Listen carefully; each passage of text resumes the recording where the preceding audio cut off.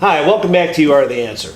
In our last video about protein dosing, we came to the conclusion that there's really no rule about protein limits per meal, which means that dosing protein throughout the day isn't really necessary. However, we're all busy, so because of that, dosing does have some practical applications. Now, I like dosing my meals as opposed to getting all my daily protein intake in just 1 or 2 meals.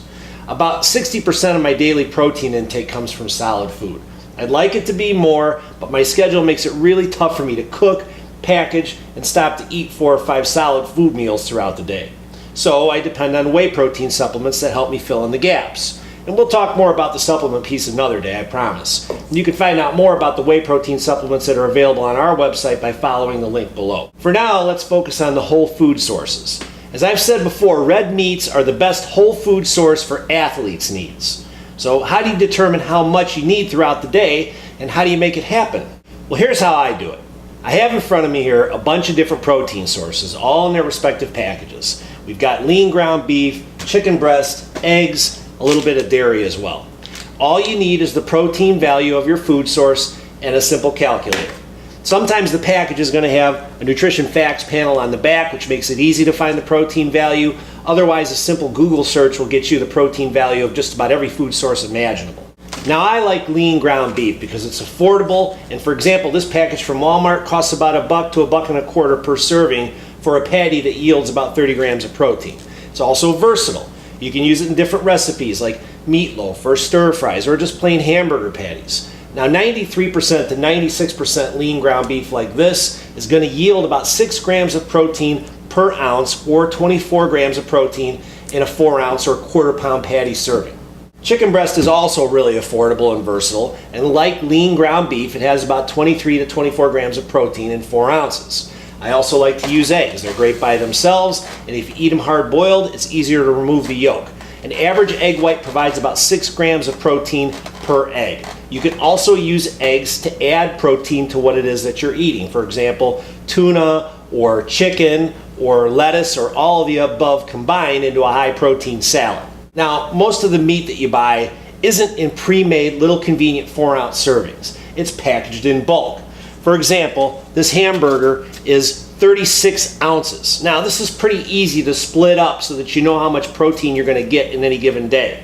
I know that this has 6 grams of protein per ounce times 36 ounces. It yields 216 total grams of protein in this package. Now, maybe I want to have 30 grams of protein per meal, for example. Well, if I divide 30 grams of protein into 216 total grams of protein, I come up with a little over 7 patties. That's not really a round number. It's pretty hard to cut this up into 7 equal sizes. So what I do is I kind of cut it long way this way with a knife, then I make 2 cuts this way with a knife, and I come up with 6 pretty equal sized patties that wind up yielding about 35 grams of protein per patty.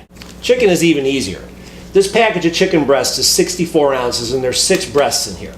I take 64 ounces and I multiply it times 6 grams of protein, and I get a total of 384 grams of protein in this package. Divide it by 6 chicken breasts, and I know that each chicken breast then is valued at roughly around 65 grams of protein. Not every piece in here is going to be exactly the same size, and I'm not going to get a scale out and weigh my hamburger meat to make sure that that's all an equal size. It's going to be roughly in the range that I need it to be. Now, when I make my meals, I typically like to add things to it that can potentially increase the protein value. For example, on a hamburger patty that's 35 grams of protein, maybe I'll add a slice of pepper jack cheese. A slice of this adds another 5 grams of protein. Now I'm up to 40 grams of protein. I might add some cottage cheese along with some spinach to a chicken breast, and now I got kind of a salad, and I'm going to get about an additional 15 grams of protein from the reduced fat cottage cheese. So now I'm up to about 80 grams of protein with that meal.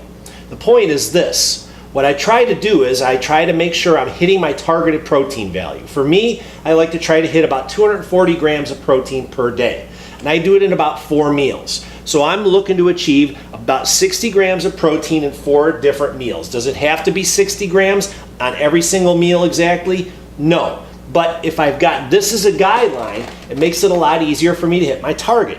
I can have 40 grams with the hamburger patty and the cheese. I can have another 80 grams with my chicken breast and cottage cheese. I usually have a 60-gram whey protein shake immediately post-workout, and then I'll get about 60 grams in my last meal of the day at dinner. Could be anything from chicken to lean pork or ground beef or steak or whatever, and maybe even an additional whey protein shake if I feel like I need the additional protein that day or I fall short on the protein whole food source that I have with that last meal.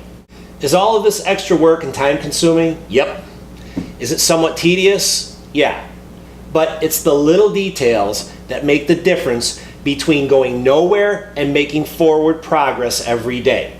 So if you're serious about your performance, then the investment in the time is worth it. Now in an upcoming video, we're going to give you some tips as to how you can prepare your meals ahead of time for a busy work week without missing a beat for what you need to consume in protein.